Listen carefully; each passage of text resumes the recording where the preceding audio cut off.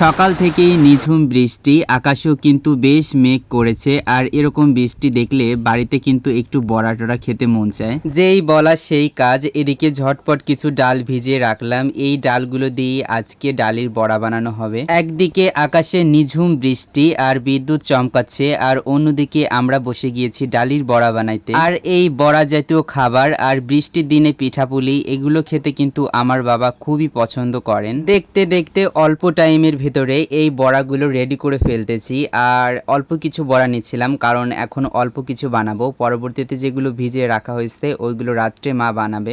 এমন করে বৃষ্টি হচ্ছে, কাজেও যাওয়া যাচ্ছে না। বাড়িতে এমন বৃষ্টির ভেতর থাকলে কিন্তু পিঠার কথা মনে পড়ে যায়। সকাল থেকে কিন্তু প্রচুর বৃষ্টি, আর এদিকে কিষণও ছিল আজকে বড়জে। আর মা বলতেছিল যে রান্নাটা রেডি করে ফেলি। ডিমের ঝোল, মাছের ঝোল এগুলো রান্না করতেছিল।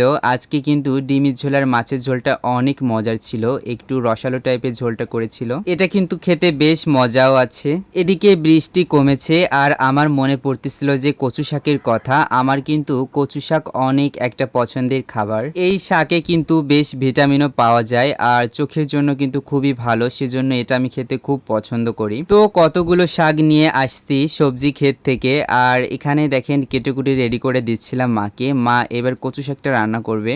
আজকে সকাল দুপুর এই শাকটা দিয়েই কিন্তু আমি ভাত খেয়েছি, অন্য রান্না কিছুই খাইনি, কারণ এটা আমার এত পছন্দের একটা সবজি। প্লেটে নিয়ে নিলাম অনেকটা শাক, আর এই শাকটা দিয়ে দেখেন ভাত মাখিয়ে ফেলেছি। আর রসুন দিয়ে এই ভাতটা কিন্তু অনেক মজা ছিল।